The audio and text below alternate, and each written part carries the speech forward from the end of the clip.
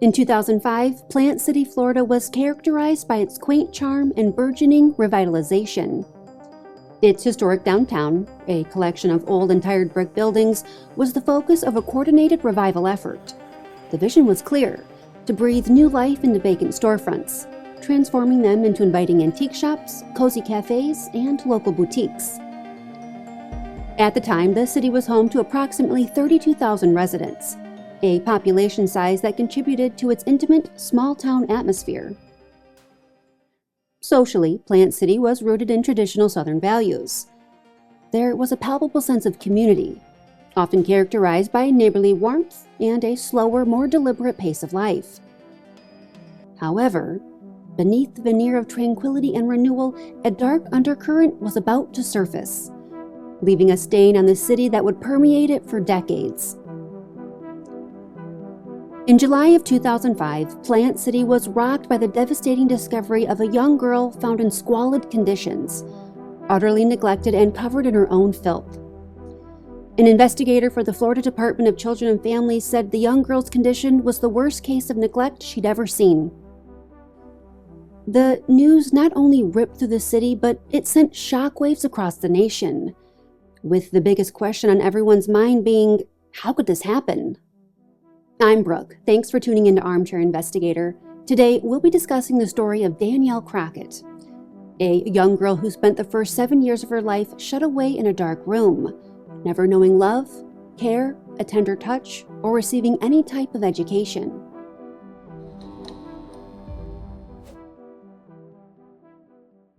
On July 12, 2005, at 12:34 p.m., an anonymous call was placed to the abuse hotline of DCF, the Florida Department of Children and Families. The caller was concerned about a young girl who was being left under the supervision of her older brother. The girl, who was far too old to be wearing diapers, wasn't potty trained, and besides crying and mumbling, didn't speak. The caller believed that the girl might be mentally handicapped, and said that her older brother definitely was. The next day, on July 13th, 2 officers pulled up to a rundown home located at 1504 Old Sydney Road in Plant City, Florida. An investigator with DCF was also there to look into claims of child abuse. They wouldn't have to look far. In fact, everyone that entered the home that day walked away traumatized. One officer entered the house only to come out moments later throwing up. Nobody had seen anything like it. As officers walked through the front door into a small living room, the smell of urine and feces greeted them. In fact, it was everywhere, including smeared on the walls and ground into the carpet. Cardboard and old blankets had been stuffed into the broken windows. Trash covered everything. A number of cats and a dog freely roamed the house. But that wasn't even the worst of it. Cockroaches were everywhere. Detective Mark Holste said it sounded like you were walking on eggshells. You couldn't take a step without crunching German cockroaches. They were in the lights, in the furniture, even inside the freezer. The freezer. The living room contained dirty, broken furniture and multiple overflowing ashtrays, with more cigarettes crushed out on the floor. The kitchen was littered with dead cockroaches, old food, and dirty dishes. The bathroom was covered in feces, cat litter, and black mold was everywhere. A woman, who would come to be known as Michelle Crockett, demanded to know what was going on. Why were 2 officers in her house? After confirming to law enforcement that she did indeed have a daughter, Detective Holste walked down the hall towards the back of the house. He came upon a room about the size of a walk-in closet. It was dark, with one window boarded up and the other busted out. A tattered blanket covered it. Inside was Michelle's daughter, Danielle. She was lying on the floor on a dingy, moldy mattress. Its sides were ripped open and the stuffing and springs were coming out of it. Danielle was surrounded by trash and piles upon piles of dirty diapers. Detective Holste guessed the pile was probably 4 foot high. On another mattress was a heap of moldy clothes and more trash. The only other thing in the room was a table with a small TV. Cockroaches and spiders were everywhere. The detective couldn't believe his eyes. The young girl that lay on the floor was filthy, had matted hair teeming with lice, was covered in scratches and bug bites, and wore nothing but a soaking wet diaper. Not only that, she was dangerously thin and clearly emaciated. When Detective Holste said, "What's your name, honey?" Danielle didn't answer. He said it was as if she didn't even hear him. How and why did this happen? Well, according to Danielle's mother, Michelle, she said, "I'm doing the best I can."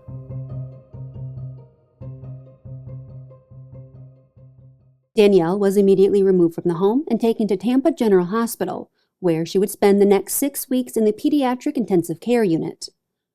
At almost 7 years old, she weighed just 46 pounds. Not only was she malnourished, but she was anemic. Nurses tried feeding her but discovered that she couldn't chew or swallow solid foods. So they put her on an IV and let her drink from a bottle. Hospital staff were devastated by what they saw. Danielle wouldn't make eye contact, and she didn't react to heat, cold, or pain, not even to the insertion of an IV needle. With a nurse holding her hand, she could stand and walk sideways on her toes, kind of like a crab. She couldn't talk, didn't know how to nod yes or no, and once in a while grunted. Not only could Danielle not tell anyone where she was hurting, she couldn't tell anyone what had happened to her for all those years. A shelter hearing was held the following day on July 14th, where Danielle was assigned a guardian and attorney. For the first time in her life, Danielle had someone advocating and protecting her. At the next hearing on August 9th, Judge Martha Cook ordered Danielle to be tested for hearing and speech disabilities, and that a comprehensive assessment be completed. The judge also ordered that Michelle have no visitation with her daughter until further notice. Some of the first people to test Danielle were members of the child protection team at Tampa General. Besides Danielle's inability to make eye contact, react to heat, cold, and pain, the staff also noted she had aggressive, self-mutilating, and repetitive behaviors. Her lungs, heart, hands, feet, and nails were normal. No scoliosis was present. Doctors noted her head was slightly larger than usual, and her eyes were spaced further apart than typical. Her doctor requested additional chromosomal, Fragile X DNA, and genetic testing. Danielle's doctors ultimately concluded that most of her delay was due to environmental neglect, meaning all of this was 100% avoidable. Developmental pediatricians also assessed her, placing her physical, speech, and social development at the age of a 4 to 6 month old. A discovery that was both shocking and heartbreaking all at once. Danielle was brought to me through the child protective team because there was a concern of possible medical neglect. Danielle was 6 years, 9 months, but her behavior, some of her language skills were that of an infant, probably in the 6-month range. She wasn't able to feed herself, but she would feed from a bottle. Danielle was malnourished and she was dirty and had several insect bites. But to me, what was most profound about Danielle was her reaction to human beings. She wouldn't make eye contact. She frequently pushed us away, kicked us away, would snarl at us, frankly. She behaved like an injured animal. We realized the safest place would be one of the caged cribs, large cribs. Danielle's mother, Michelle, was also questioned by Tampa General Hospital's child protection team. She stated that her daughter was, in some capacity, mentally delayed, but had never taken her to a doctor to get a diagnosis, nor did she have a pediatrician or take her daughter in for any checkups. She told them that while Danielle had never talked and couldn't feed herself, she had no concerns about her daughter's health. Michelle's youngest son wasn't potty trained until he was 4 and didn't talk until he was 5. Michelle told investigators that Danielle was not on Medicaid and claimed that she was denied for Florida Kid Care, a program that provides health insurance for children from birth to 18. Investigators, however, doubted she even filled out the application. Michelle stated that her daughter ate all the time and especially loved canned ravioli. She also said she bathed Danielle about 4 times a week. Again, claims that were hard to believe. She admitted that she kept her daughter inside because she was afraid she would get in trouble because Danielle wasn't ready for school. Later saying, "I tried to potty train her. She wouldn't train. I tried to get her into schools. No one would take her." Michelle claimed that her daughter started walking at 1.5 years old and could say 3 to 4 words, including mom, love, and bro. She would later contradict herself, saying that Danielle could feed herself and that her diet consisted mainly of finger foods and anything she could drink from her sippy cup. And as for Danielle's ability to talk, well, Michelle agreed that her daughter didn't speak much and that she talked in a soft tone. She'd say, "Let's go eat," but no one could hear her except me. Again, claims that were in stark contrast to what the hospital was seeing. Danielle was also evaluated by Dr. Kathleen Armstrong, the director of pediatric psychology at the University of South Florida Medical School. Her report included observations from the hospital as well as input from those on Danielle's care team. Here's what they found. Danielle was reported to be eating like an infant, tolerating a bottle with milk and some table foods that had to be fed to her. Her sleep habits were often disrupted, and she napped 2 times a day for anywhere from 30 minutes to an hour. Dr. Armstrong described Danielle as a little girl who kept to herself and didn't initiate contact. In the hospital, she initially displayed self-stimulatory behaviors like head banging, head shaking, hand flapping, and pulling away from physical contact. After several days, however, staff said she began making brief eye contact and would allow hugs. She continued to roam the hospital without purpose, would not use a crayon or spoon, would not stack blocks, and would not help dress herself or use a cup. Dr. Armstrong noted that Danielle would occasionally laugh and babble, but for the most part remained silent. She also didn't follow one-step commands. They gauged her visual reception at that of a 4-month-old infant, her expressive language at that of a 6-month-old, her social age was that of a 4-month-old, her academic age was that of a 6-month, her communication age was that of a 2-month, and her physical age was that of a 20-month. Medical tests, brain scans, and genetic checks found nothing wrong with her. She wasn't deaf, wasn't autistic, and had no physical ailments such as cerebral palsy or muscular dystrophy. And while nobody had any way of truly knowing Danielle's history, they concluded that she had never been cared for beyond simply being fed. Dr. Armstrong would eventually call Danielle's condition environmental autism, believing that she had been deprived of interaction for so long that she had withdrawn into herself. Later telling the St. Petersburg Times, "The most extraordinary thing about Danielle was her lack of engagement with people, with anything. There was no light in her eye, no response or recognition. We saw a little girl who didn't even respond to hugs or affection. Even a child with the most severe autism responds to those."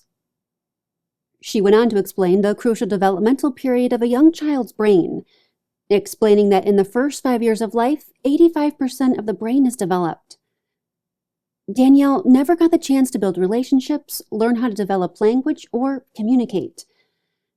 Because Danielle was so malnourished and spent so much time in silence and darkness, the neurological pathways in her brain hadn't developed.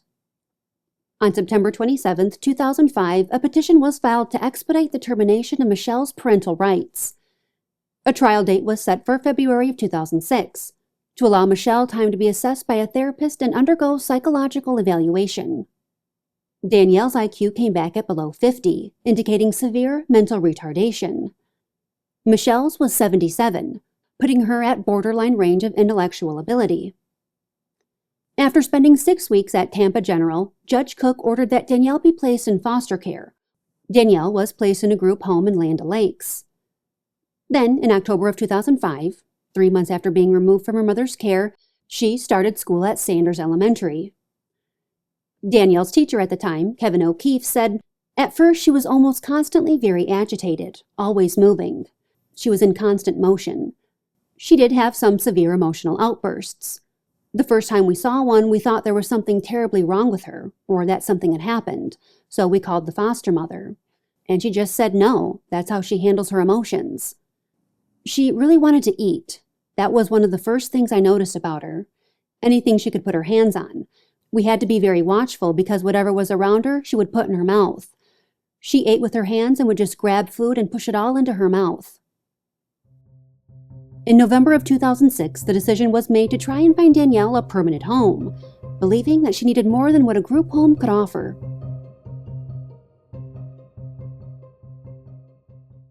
In April of 2007, Danielle was taken in by a couple in their late 40s, Bernie and Diane Lerow. The couple had 5 sons, 4 who were grown and their youngest, who was 9.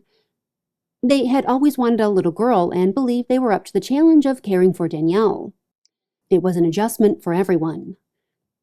Danielle couldn't sit still long enough to watch TV or look at a book. When they tried brushing her teeth or combing her hair, Danielle screamed and kicked. At night, she would sneak into the kitchen and stare into the fridge. When she got really frustrated, she bit her own hands. But over time, they began to see progress. Just how far Danielle could go was anyone's guess.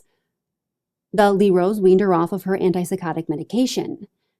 In response, Danielle stopped drooling and could hold her head up. She even let Bernie brush her teeth. Meanwhile, Michelle was still determined to get her daughter back. Despite being charged with child abuse and facing decades in prison, she wasn't giving up. In a March 23rd letter, she wrote, "To whom it may concern, my daughter Danielle is a young, beautiful lady. I cared for her for 6 years until you took her away from me. She was never abused by any family member. She was loved and cared for. She was well fed and happy and healthy. I used to read to her, take her to the park, take her shopping with me, take her to the library. My house became a rundown due to I just started my new job and I was sick for 3 months with bronchitis. I have my life straight out now and I need to get my daughter back. She is the love of my life and I cry every day for Danielle. Please let me see her. I need to know she is okay or hear her on the phone. Thank you, Michelle." Prosecutors offered her a deal. If she waived her parental rights, they wouldn't send her to jail. Instead, she'd receive 2 years of house arrest, probation, and have to complete 100 hours of community service. In April of 2007, she took the plea deal. The petition for termination of parental rights was accepted, and on September 21st, 2007, Danielle's 8th birthday, rights for both her mother and father were officially terminated. In October, the Lerows officially adopted Danielle, or Danny as they called her. As time went on, they could see positive changes in her behavior. Danny was still in school, going to occupational and physical therapy, attending speech classes, and taking horseback riding lessons. She seemed to be learning right from wrong and could sense when Diane and Bernie were disappointed in her.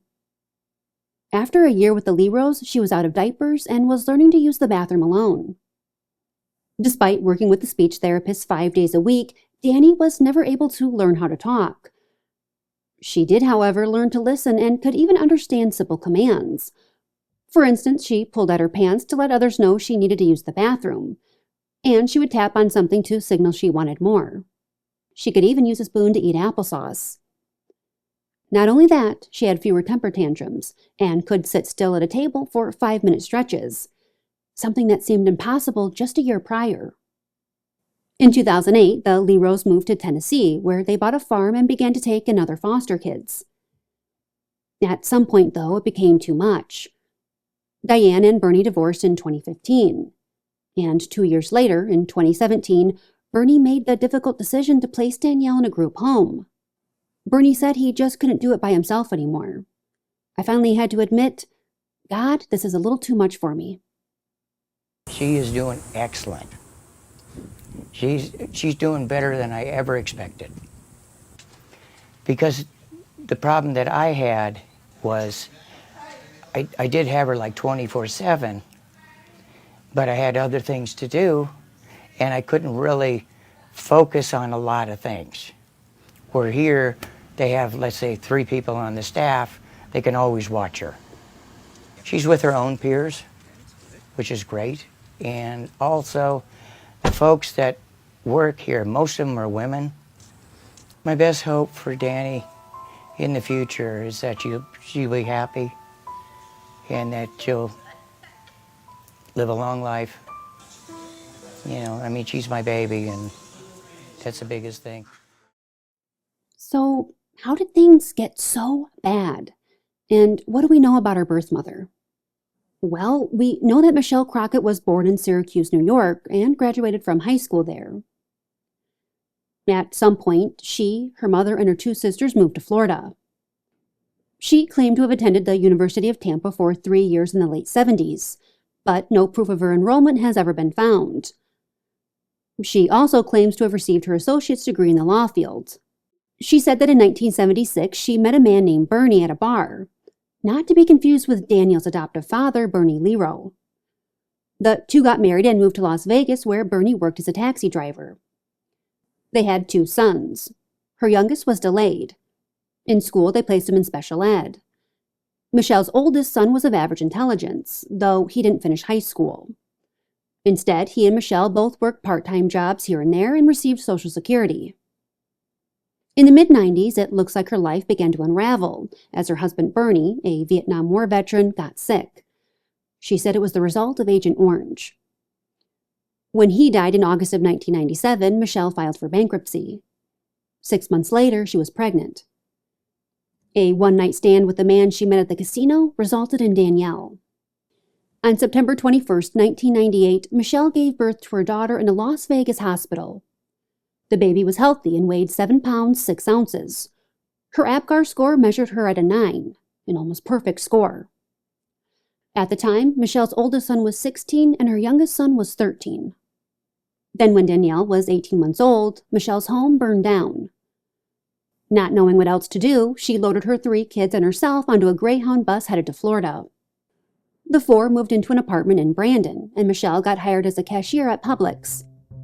While at work, she left Danielle at home with her 2 boys. That's when Michelle first landed on DCF's radar.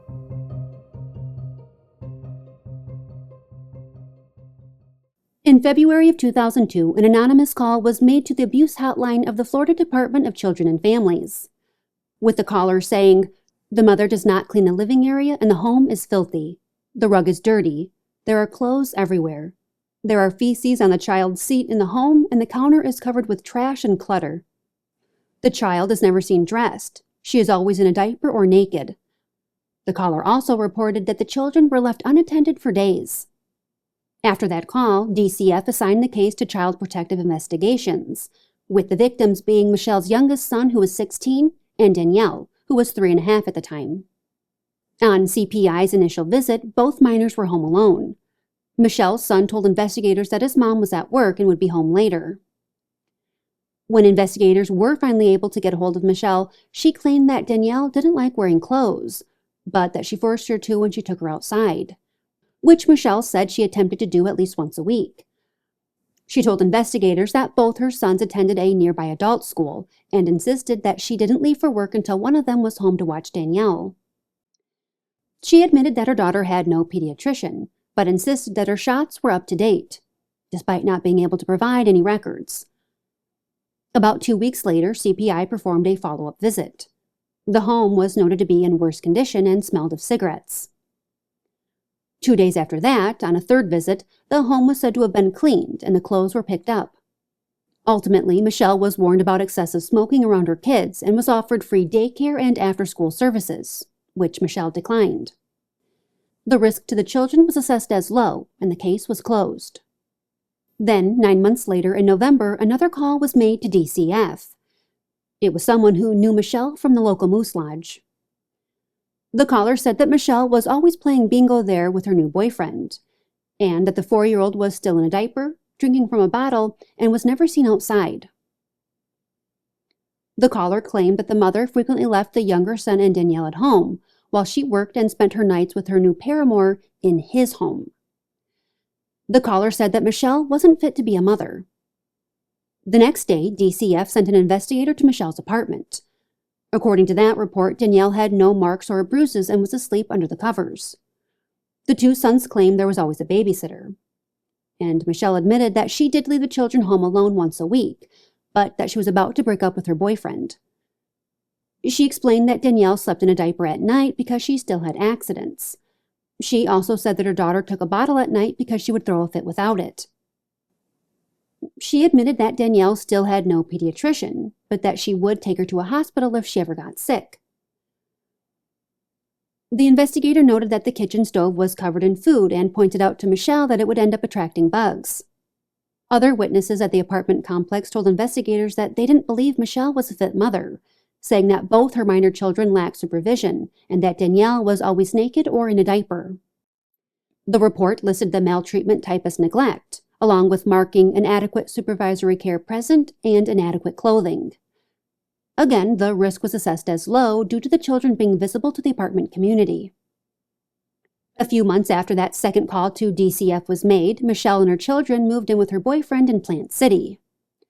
Danielle wouldn't pop back up onto DCF's radar until 3 years later on July 12, 2005, a day Michelle says she remembers all too well, claiming she didn't understand why the cops were there, telling the St. Petersburg Times, "My house was a mess. I'd been sick and it got away from me, but I never knew a dirty house was against the law." Michelle says she tried to get people to help her get her daughter back, but she didn't have the money to hire a lawyer and ran into roadblocks, saying, "They say I made her autistic, but how do you make a kid autistic? They say I didn't put clothes on her, but she just tore them off." Now, Michelle was supposed to be on probation until 2012.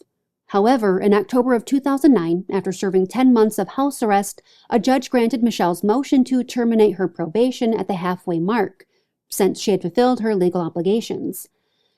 She told reporters, "I made a few mistakes, but I didn't do half the stuff they said I did." In February of 2008, a judge also waived the 100 hours of community service she was supposed to complete.